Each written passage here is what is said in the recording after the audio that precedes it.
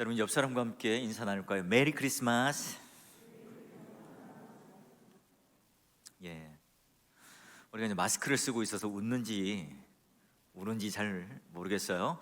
코로나19와 이 사투를 벌인 지 꽤 되었습니다. 얼른 치료제가 나와서 게임 체인지가 되어서 이 상황이 끝나기를 바라요. 우리 모두가 매스컴에 이제 우리 마스크를 벗어도 됩니다 하는 이 복음을 빨리 좀 듣기를 원합니다.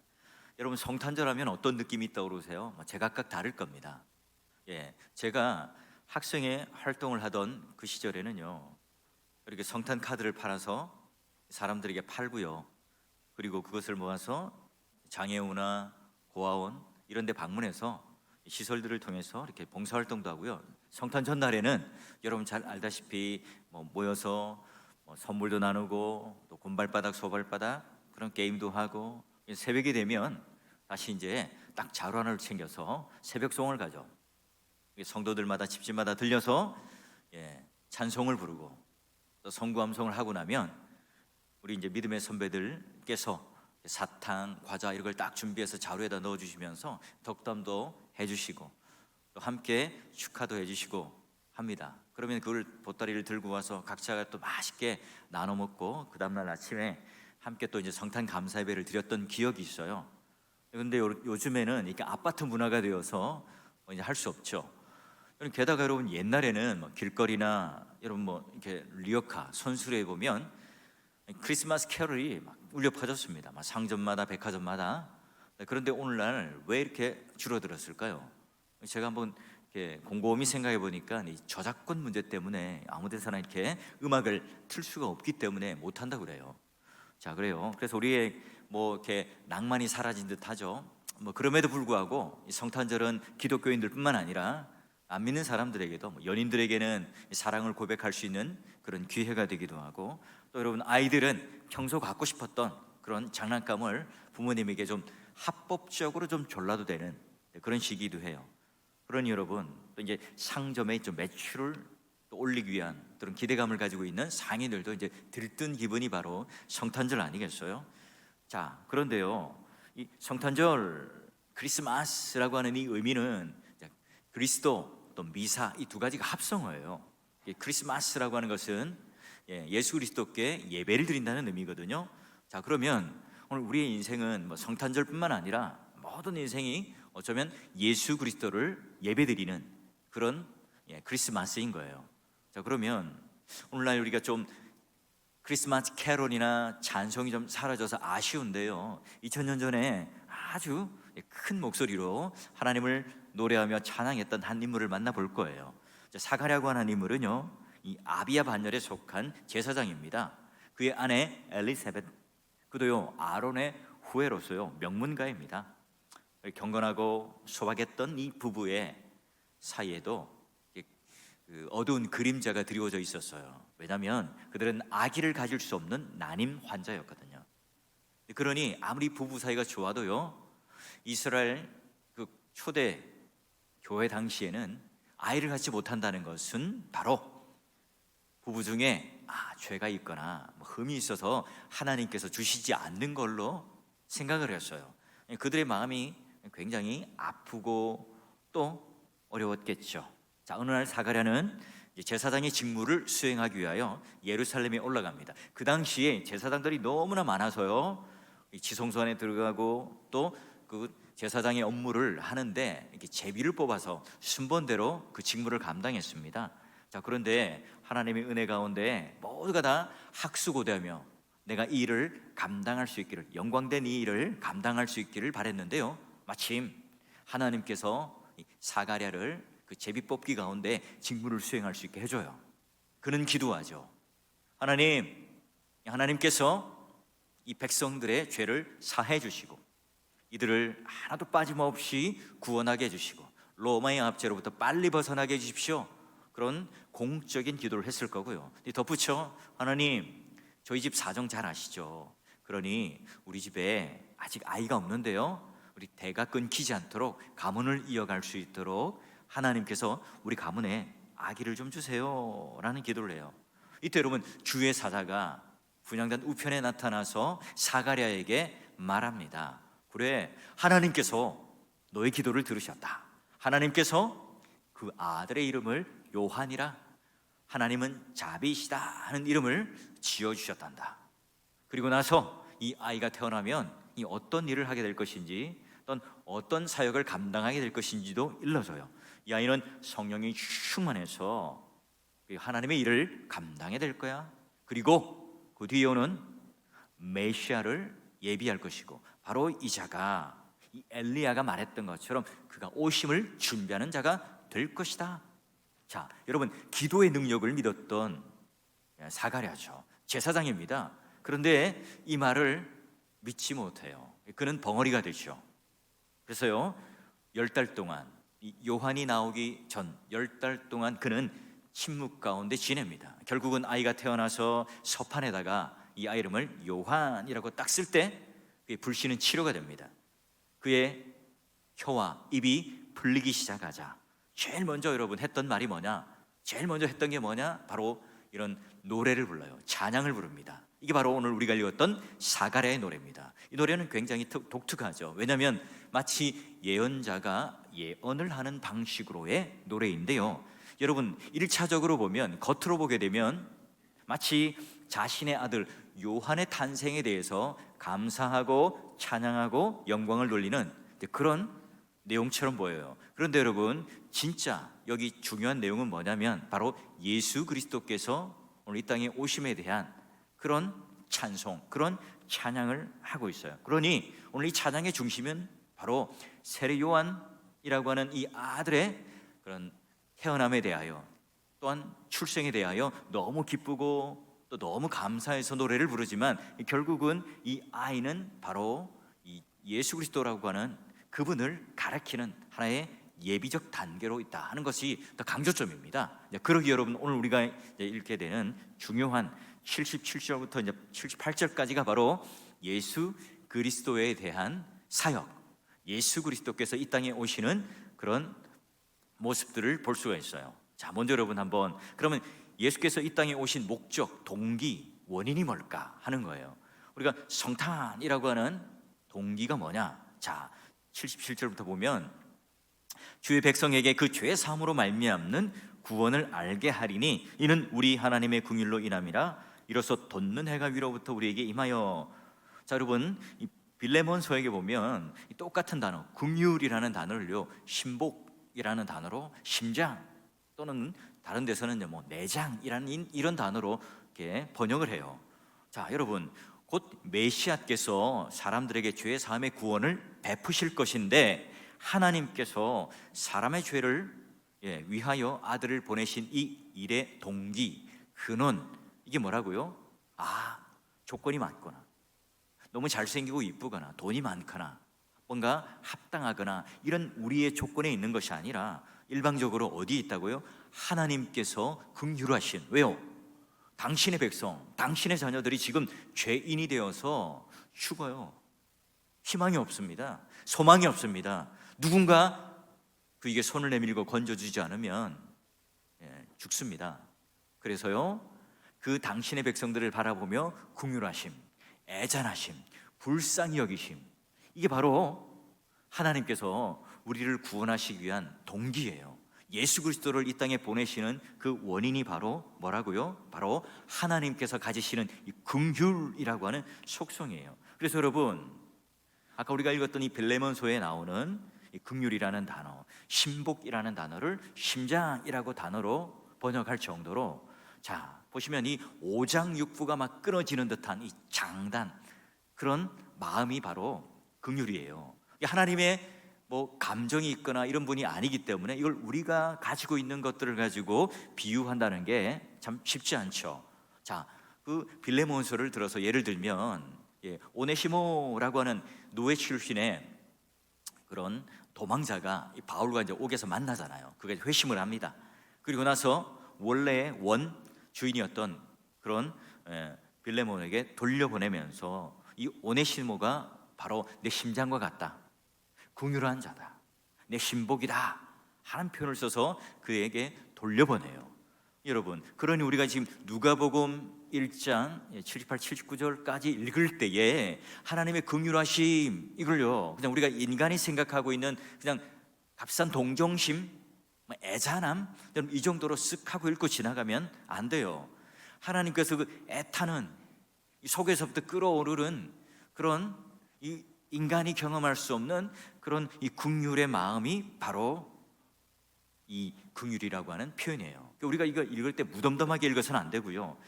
하나님께서 이 아드님을 이 땅 가운데 보내실 때에 어떤 그런 마음과 속성이 있었는가, 그걸 우리는 읽으면서 봐야 합니다. 그러면 여러분, 한 예로요, 예수 그리스도께서 이 땅에 오셨어요.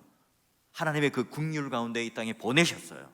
그러면 공생애를 사시는 가운데 예수님께서는 그럼 어떻게 그러면 또 우리를 향하여 그 긍휼하심을 드러내고 나타내고 있을까요? 여러분, 광야 한가운데에서 오병이어라고 하는 기적의 사건을 보였을 때에 예수님의 한 장면을 보죠. 물론 여러분 이거 말고 엄청 사복음서에는 많습니다. 한 장면만 보죠. 자, 마태복음 15장 보니까 내가 무리를 불쌍히 여기노라. 왜요? 그들이 나와 함께 있은지 입이 사흘이 되매 먹을 것이 없다. 여러분 한번 3일 이상 굶어 보셨어요? 저는요 대학생 때 매년 금단 그 금식이라고요. 매년 초에 3박 4일 금식 기도를 늘 하는데요. 할 때마다 쉽지 않더라고요. 여러분 3일째가 제일 고통스러운데 사흘째 먹을 것이 없다. 기진하여 먹을 것이 없어. 굶어서 보내지 못하겠다. 지금 이들을 바라보고 있는 예수님의 모습이고요. 또 한 장면, 바울이 바로 오늘 우리가 허물과 죄로 죽었던 우리를 바라볼 때 하나님은 어떤 마음이시라고요? 긍휼하신, 풍성하신 하나님, 우리를 사랑하신 큰 사랑을 가지신 하나님이라고 표현합니다. 내가 불쌍히 여기노라. 긍휼이 풍성하신 하나님. 여러분, 복음의 핵심은 바로 인간을 향한 긍휼하심이에요. 우리를 향한 이 불쌍한 마음, 그 절정이 어딥니까? 기적의 사건을 보이고 풍랑을 잠잠케 하고 병을 고쳐주고, 이게 아니라 바로 십자가 사건이죠. 광야 한가운데 굶고 있었던 이 군중들을 바라보면서 생각지도 못한 생선과 떡을 먹으면서 이스라엘 백성들은 어땠을까요? 너무너무 여러분 기뻤겠죠. 그래요 여러분, 이 교회라고는 어떤 것일까요? 어떤 조건, 상식, 논리, 여러분 이걸 먼저 따지는 곳이 아니에요. 예수 그리스도를 만나게 되면 생각지도 못했던 생선과 떡을 내 손에 쥐고 그 배고픔을 해결받아요. 그게 동기가 뭡니까? 무슨 복지 또는 뭐 그런 그 간단한 도움이 아니라 오늘 하나님께서 예수 그리스도라고 하는 아드님을 긍휼 가운데 이 땅에 보내심으로 그 예수께서도 죄 가운데 있는 죽을 수밖에 없었던 그 모든 인생들을 바라보며 불쌍히 여기시며 그들에게 떡과 생선을 쥐어주며 생각지도 못한 뜻밖의 그 하나님의 긍휼하심과 은혜 가운데 감격하며 기뻐하는 곳이 어디입니까? 교회죠. 여러분, 이 교회 안에는 철저하게 남을 정죄하고 비판하고 가르고 하는 곳이 아니라 하나님의 긍휼하심이 흘러넘치는 곳이 어디입니까? 실현되는 곳이 어디입니까? 교회죠. 여러분, 그 광야 한가운데 아무것도 없는 그곳에 예수가 있고 예수와 함께 있었던 청중들은요 소박하지만 떡과 생선을 가지며 기쁨을 누렸습니다. 그러나 하나님의 영광을 상징하는, 임재를 상징하는 성전 안에는 바리새인, 서기관, 율법사 각각의 분파들이 나뉘어서 당을 짓고 서로가 서로를 정치적으로 죽이며 싸우는 곳이 어디였습니까? 교회고 성전이었어요. 아이러니하지 않아요? 그곳의 주인이 누구예요? 예수 그리스도잖아요. 그런데 예수 그리스도는 온데간데 없습니다. 내가 주인이 되려고 하니까 그곳에는 평화가 없습니다. 분쟁만 있어요. 바로 여러분, 교회가 어떤 곳일까요? 믿음의 동역자 여러분, 성탄 옆 사람을 볼 게 아니라 우리가 한번 거울을 보면서 내 얼굴 표정을 한번 보는 거죠. 이 성탄 감사 예배를 통해서 예수 그리스도가 이 땅 가운데 긍휼하심으로 보내어 주신 이 사건을 내가 얼마나 감격하며 감사하며 기뻐하며 누리며 살아가고 있는가요? 여러분, 우리가 문득 힘이 들고 어려울 때 오늘 하나님의 그 긍휼하심을 생각할 때 주의 인자하심이 생명보다 낫다 하는 이 말씀이 내 가운데 깨달아질 때 다시 한번 용기와 힘이 생기나요? 우리는 그 예수 그리스도께 긍휼을 입은 자들이잖아요. 그래서 구원을 얻었습니다. 예수 그리스도의 십자가와 부활이 아니면 우리는 구원을 받을 수 없잖아요. 그 긍휼하심 때문에 우리는 구원을 받았습니다. 그런데 여러분, 우리는 긍휼 받은 자답게 살아가고 있나요? 나에 대해서는 너무나 관대하지만 남의 허물에 대해서는 너무나 여러분 관대하지 못한 모습, 또는 우리가 이 세파에 찌들려서 주님이 나에게 베풀어 주신 이 긍휼을 제대로 누리지 못한 채 나도 모르게 미소를 짓고 행복한 얼굴로 살아가는 것이 아니라 찡그려진 얼굴로 우리는 살고 있지는 않나요? 여러분, 담임 목사를 비롯해서 교회 중직자들, 리더들을 바라보면서 여러분 불쌍히 여기시고 긍휼히 여겨 주셔야 합니다. 교회를 맡아서 일을 하려고 할 때 얼마나 힘들까, 얼마나 많은 오해가 있을까, 또 얼마나 수고를 하고 헌신하고 봉사를 할까. 능력이 안 되어도 오늘 하나님께서 붙들고 쓰신다는 이 사실을 믿고 하나님의 긍휼하심을 맛보게 해주시고 그 마음 가운데 하나님의 사랑이 식어지지 않도록 그 뜨거운 마음과 열정을 가지고 일하게 해주시고 교회를 섬기게 해주십시오. 그러면서 여러분 격려도 하고 위로를 할 때 더 신이 날 거예요. 더 여러분 교회 사역을 잘할 거예요. 여러분, 오늘 사가랴가 부르는 이 찬송처럼 하나님으로부터 시작된 이 구원의 동기, 바로 긍휼하심을 우리는 먼저 누리고요, 그것을 다시 세상 사람들 앞에 긍휼 얻은 자답게 그것을 나누고 실천하는 게 그리스도인의 특권이고 의무예요. 하나님께서 오늘 우리를 향하여 긍휼함을 인해 예수 그리스도를 보내주신 날 성탄이죠. 그런 여러분, 이 긍휼의 절정이 바로 성탄이듯이요, 저와 여러분의 이 가정 안에 또는 교회 안에도 하나님의 긍휼뿐만 아니라 그 긍휼을 입은 내가 이 이웃들과 또 어려운 사람들을 바라보면서 함께 여러분 넘치는 감사, 긍휼, 기쁨을 통해서 너무나 복된, 너무나 아름다운 성탄이 되기를 주의 이름으로 축원합니다.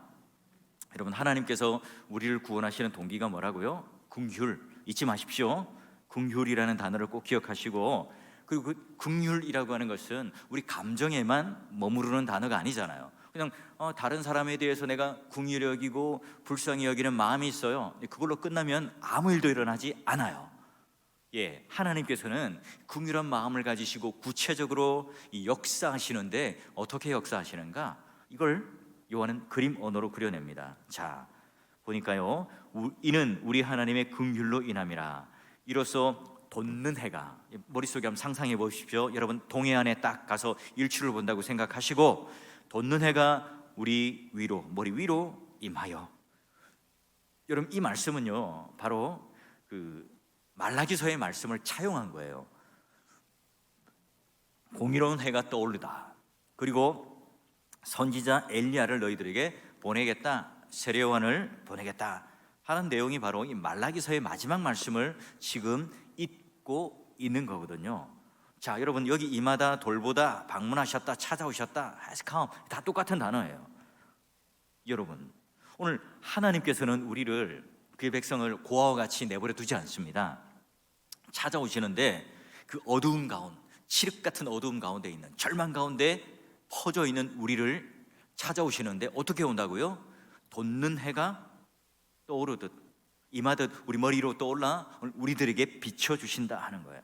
여기 자연 발광빛을 말하는 게 아니죠. 뭐 동해안에 떠오르는 일출의 빛이 아니에요. 바로 우리의 내면을 비추는, 우리의 어두운, 우리의 사망, 우리의 절망, 우리의 죽음을 비춰내는 바로 생명의 빛이 오늘 우리 내면 가운데 비칩니다. 이게 구원의 빛이죠. 사랑의 빛입니다. 진리의 빛이고 생명의 빛이고 소망의 빛이에요.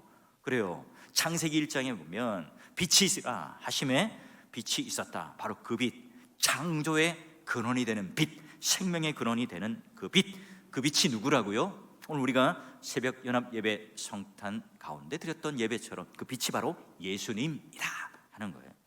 여러분, 예수님께서 어떻게 된다고요? 돋는 해처럼, 그리고 우리 머리 위에 비추는데 우리의 그 내면과 심령에 강렬하게 비추세요. 어둠이 빌러나고 질병이, 모든 우리의 그 그림자가 다 사라져버리는 순식간에 물러납니다. 여러분, 아무리 어둠이 짙어도요, 아무리 오늘 우리 가운데 깜깜한 그런 절망이 있더라도 조그만한 빛을 못 이겨요. 모든 불안과 염려도요, 그 예수 그리스도의 빛이 돋는 해가 우리 가운데 임할 때 우리 안에 있는 모든 거짓도 사라지고, 우리 안에 있는 모든 위선도 사라지고, 우리 안에 있는 모든 상처도 하나님 앞에 치유가 돼요. 여러분, 우리가 좀 어려울 때, 힘들 때 누군가 좀 날 찾아와 줘서 위로해주면 참 좋겠다는 생각이 들잖아요. 이런 군대에 있을 때요, 얼마나 힘들어요. 이때 누군가가 나에게 찾아와서 위문을 해주고, 또 PX에 와서 맛있는 것도 사주고 이러면요, 정말 여러분 감동이 돼요. 게다가 내가 병원에 누워 있습니다. 너무나 힘들고 어려워요. 막 아파서 고통스럽습니다. 이때 누군가가 찾아와서 함께 위로해주고 격려해주고 또 나에게 따뜻한 말 한마디 해줄 때 오늘 우리 마음이 얼마나 여러분 행복해요. 만족스럽습니까? 여러분, 또 우리가 어려운 일을 당할 때나 힘들 때 누군가가 나에게 찾아와서 그 마음을 알아주고 공감해주고 위로해준다면요, 그거보다 좋은 일이 없잖아요. 그런데 여러분, 누군가가 와서 이렇게 식사도 함께 대접하고 격려하고 위로하면 참 좋은데, 제 입장에서 뭔가 수치스러운 일이 또는 너무나 어렵고 이 죄 깊은 가운데 빠져 있을 때 어때요? 이때 여러분, 누군가가요 우리 곁을 잘 찾아주지 않아요. 여러분, 그러니까 목사님들이나 우리 장로님들의 신방에 그 직무가 있잖아요. 그런데 여러분, 우리가 아주 그런 즐거운 일, 축하해야 되는 일, 이런 일들이 있잖아요. 이사 신방 또는 누군가 이렇게 취직을 하거나 승진을 하거나 이러면 그런 신방을 하면 너무너무 즐거워요. 행복해요. 그런데 반면에 여러분, 너무나 어려운 일을 당한 성도들 만날 때, 아주 그런 관계가 틀어져서 어려운 일 가운데 딱 서 있을 때, 이런 때 여러분 신방하기는요 너무나 고역이에요. 마찬가지예요. 여러분, 삼위 하나님은 어떨까요? 우리 죄인이잖아요. 마치 동과 서가 멀듯이 가장 먼 곳, 대면하기 싫은 배반한 배신한 인간들 아니겠어요? 그런데 삼위 하나님은 외면하지 않습니다. 우리를 신방하는데 물러서지 않고 다가오세요. 바로 삼위 하나님께서는 우리를 딱딱딱 계산하시고 나에게 어떤 유익이 있을까, 이걸 바라보는 게 아니라 긍휼한 마음이 동기가 되어서 돋는 해처럼 오늘 예수 그리스도를 향하여 뒤로 숨지 아니하시고 역사 가운데 나타나세요. 우리 젊은이들 어떻습니까? 청소년들 미래가 불안하죠. 어떻게 우리는 대학에 진학을 할고 또 취업을 할까, 또 결혼할 수 있을까, 앞이 캄캄해요. 그런 것들이 우리를 짓눌러 와요. 때로는 우리가 그냥 운명은 정해졌고 우리는 패배할 수밖에 없다, 이런 여러분 남모르는 열등감과 열패감을 가지고 살아가는 게 또 오늘날의 젊은이들 아닐까요?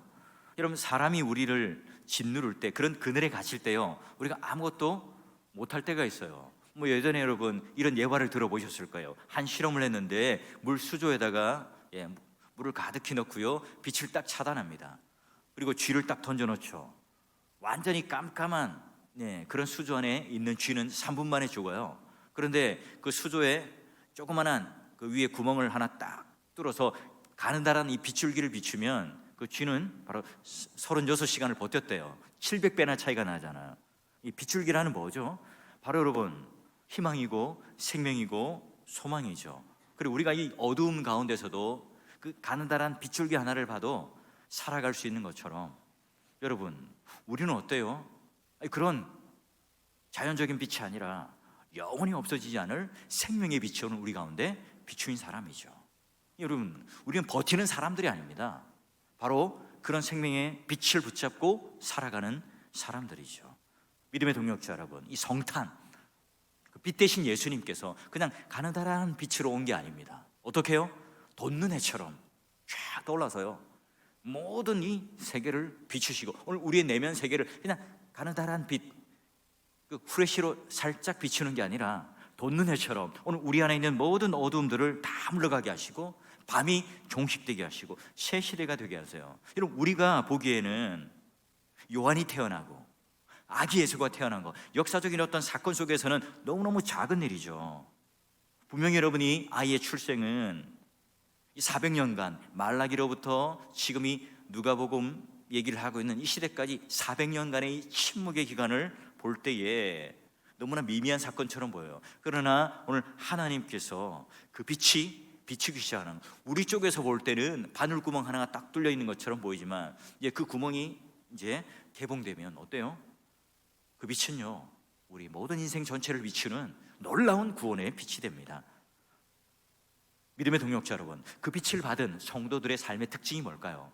밝아요. 예수 그리스도를 제대로 믿고 인격적으로 만난 그 사람들은요, 어두울 수가 없어요. 자, 에베소서 5장 8절을 볼까요? 너희가 전에는 어둠이더니 이제는 주 안에서 빛이라, 빛의 자녀들처럼 행하라. 그래요, 우리는 이 빛을 받았기 때문에 오늘 우리 스스로 발광하는 빛이 아니라 주님께서 우리에게 비춰주신 이 빛으로 빛의 자녀들처럼 살아가요. 덧눈해가 우리에게 비치면 더 이상 어둠이 우리를 지배하는 게 아닙니다. 과거의 우리의 삶 가운데 매여 사는 것이 아니라 빛의 자녀처럼 그 빛이 인도하는 따라 살아가죠. 나를 짓누르던 어떤 과거의 상처들, 또 그런 모든 이 불신들이 영적으로 치료되죠. 바로 여러분, 사가랴가 불신 가운데 10달 동안 침묵했지만 그 불신이 치료되는 것처럼 여러분, 나를 짓누르고 나를 제한하고 나를 한계짓던 이 모든 것들이 우리가 예수 그리스도만 돋눈해처럼 임한다면, 여러분, 성탄의 의미가 여러분 가운데 실제적인 삶의 능력으로 임한다면, 오늘 내가 이 과거의 삶이 어떠하더라도 다시 오늘 이 삶을 통해서, 돋눈해를 통해서 하나님께서 오늘 우리 가운데 놀라운 구원의 역사를 베풀어 주실 것을 여러분 믿으시고, 그 성탄의 의미 가운데 오늘 하나님께서 우리에게 긍휼로 시작하셔서 돋눈해로 주신 이 놀라운 선물을 감사하며 누리는 귀한 성탄 되시기를 주의 이름으로 축원합니다. 그래요, 오늘 그분께서 오늘 이 땅 가운데 오셔서 굉장히 중요한 우리에게 있을 구원의 이제 종지부를 찍습니다. 누가복음 1장 68절 볼까요? 찬송하리로다 주 이스라엘 하나님이여 그 백성을 돌보사 속량하시며. 속량이라는 단어, 그러면 이 속량이라는 단어의 의미가 뭐냐? 바로 요한복음 3장 16절처럼 하나님이 세상을 이처럼 사랑하사 독생자를 긍휼 가운데 주셨으니 이는 그를 믿는 자마다 멸망하지 않고 영생을 얻게 하려 하심이니라. 돋눈해로 오늘 우리 가운데 놀라운 생명을 주셨더라. 이해가 되세요? 예, 바로 이 성탄은 하나님께서 죄 때문에 죽었던 우리를 위하여 긍휼을 가지신 하나님께서 그 독생자를 보내어 주시고, 그리고 그것으로 끝나는 것이 아니라 성육신하신 사건을 통해서 십자가의 절정과 부활을 통해서 우리에게 생명의 빛, 돋눈해를 주시는 날이 성탄이에요. 우리는 전혀 예상하지 못했던, 마치 광야에서 쫄쫄 굶고 죽을 수밖에 없었던 불쌍한 인생 가운데 전혀 예기치 못한 하나님의 은혜, 예, 물고기와 떡을 주며 그 가운데 기쁨이 넘쳤고 남음이 있었고 또 흘러 넘쳐서 그것들을 가지고 또 이웃들에게 나눠줄 수 있었던 놀라운 복을 누렸던 그 사건. 여러분, 어떤 원수도 어떤 방해도 하나님의 이런 사랑을 막을 수 있을까요? 성탄이란 바로 우리를 죄로부터 건져내는 이 하나님의 마음이 집약된 날이에요. 그래서 예수 그리스도를 성탄의 선물로 우리에게 주셨죠. 돋눈해처럼 우리를 속량하사. 속량의 의미가 뭐예요? 노예로 시장에 팔렸어요. 한 가족이 이제 두려운 마음에 발가벗긴 채로 사람들 앞에 얼마에 팔릴 것인가 마음 졸이며 서 있어요. 이때 이 가장의 마음, 아빠의 마음은 딱 하나예요. 우리 가족 모두를 좀 같이 함께 누군가 사주면 좋겠다. 어떤 부자가요, 그 가족을 딱 삽니다. 그들을 데려와요. 많은 돈을 주고 데려와서 그들을 목욕을 시키고 식탁에 드리고, 그리고 노예 증서를 쫙 찢어버려요. 당신들은 이제 자유입니다. 이게 바로 속량이에요. 값을 주고 사서 풀어줘요. 바로 여러분, 사형수가 당신은 사형이요, 내일이 사형일자요. 근데 아침에 형장의 이슬로 딱 끌려가는데 당신은 사면되었어. 여러분, 이보다 더 기쁜 일이 있을까요? 여러분, 우리가 그런 큰 죄를 짓고 이렇게 사형 언도를 받지 못해서 잘 모르지만 여러분, 그 기분 아닐까요? 심각한 죄로 우리는 사형 언도를 받았어요. 죽었습니다. 그런데 성탄을 통해서 당신은 무죄요, 사죄요, 사면 복권되었어 라고 외치는 날이에요. 인류 역사는 지금 여러 차례 심각한 전염병을 경험합니다. 14세기에는 흑사병으로 유럽의 인구 3분의 1이 죽었죠. 그리고 1500년도 천연두가 남아메리카의 문명을 완전히 무너뜨려 버렸어요. 그리고 여러분, 1800년대에 콜레라, 전 세계를 강타하고 뭐 우리나라도 한 3분의 1이 뭐 이렇게 죽었다고 그러잖아요. 여러분, 인류 역사상 소멸되지 않는 이 바이러스, 이런 두려움들은요, 우리의 삶의 균형을 깨뜨리는 것 같아요. 험난한 싸움이 계속되고 있는 것 같아요. 근데 여러분, 우리가 이 두려움과 공포 가운데 사로잡힐 것이 아니라 오늘 하나님께서는 이 긍휼하심을 통하여 해같이, 돋는 해같이 찾아오신 예수 그리스도를 또 우리에게 선물로, 성탄의 선물로 주셨다는 사실을 다시 한번 우리가 묵상하고 감사할 때 이 위기를 탈출하며 조그만 빛이 아니라 바로 돋는 해를 바라보고 경험할 수 있을 거예요. 그래, 내가 택한 이 백성들을 위해서 내가 아들을 선물로 준다. 너희들 이제 저주를 받지 말고 바로 예수 그리스도를 믿고 우리 함께 구원을 받아라. 생명의 참된 안식으로 우리 모두가 함께 들어오기를 바란다. 바로 성육신, 성탄. 사가랴는 그러기에 하나님께로부터 받은 이 아들 요한을 다시 하나님께 드려요. 이게 믿음이죠. 요한은 주님이 오실 그 길을 예비하는 사람으로 사역을 하며 그는 순교를 당합니다. 여러분, 오늘 우리에게도 똑같죠. 성탄을 선물 받은 우리 또한 누군가에게 성탄의 선물이 되어야 하지 않을까요? 성도란 바로 이 세상에 보냄받은 선물이기 때문에 그렇습니다. 자격 없는 우리가 하나님의 자녀가 된 것처럼 바로 그분의 긍휼로 인하여, 그분의 돋는 해로 인하여 우리가 구원을 받은 것처럼 우리 또한 어려운 이웃들을 향해서 나와 가장 가까이 있는 그 사람들을 위해서 내가 받은 이 긍휼을 똑같이 흘려보내고 내가 받은 이 돋는 해의 은혜를 똑같이 그들에게 바로 그 빛을 나눠주는 존재가 바로 우리 아닙니까? 믿음의 동역자 여러분, 400년간의 그 답답한 암흑기, 마치 축약해 놓은 도시 사가랴가 10달 동안 이 침묵 가운데 지내다가 결국은 뭐예요? 입이 풀렸죠. 불신이 풀렸어요. 혀가 풀리고 입이 풀려서 찬양을 불렀던 것처럼 우리 또한 곧 마스크를 벗고 하나님을 높이 찬양할 그날이 곧 올 거예요. 여러분, 그 침묵을 깨고 혀가 풀리고 그 입술을 통해서 본물처럼 찬양이 넘쳤던 사가랴처럼 하나님의 긍휼, 돋는 해가, 하나님의 구원의 역사가 오늘 우리 가운데 임하실 때 여러분, 입이 열리고 혀가 풀려서 마치 그 요한을 다시 하나님 앞에 받았던 선물들을 돌려주는 구원의 놀라운 역사가 있는 것처럼 여러분 인생이 아무리 곤고할지라도 어렵고 힘들지라도 포기해서는 안 됩니다. 불안과 두려움과 염려 가운데 우리가 놓여 있을지라도 뭐만 해결되면요, 그 돋는 해가 오늘 우리 가운데 임하기만 한다면 그 모든 어두움들, 그 문제들은 다 해결될 줄 믿습니다. 바로 그 임마누엘 하시는 그 복, 바로 오늘 우리 인생 가운데, 현실 가운데 일어나는 사가랴만 경험하는 일이 아니라 수많은 예수님을 따랐던 무리들이 함께 누렸던 것처럼 우리 또한 그런 놀라운 복을 누리며 살아가는 인생이 되겠죠.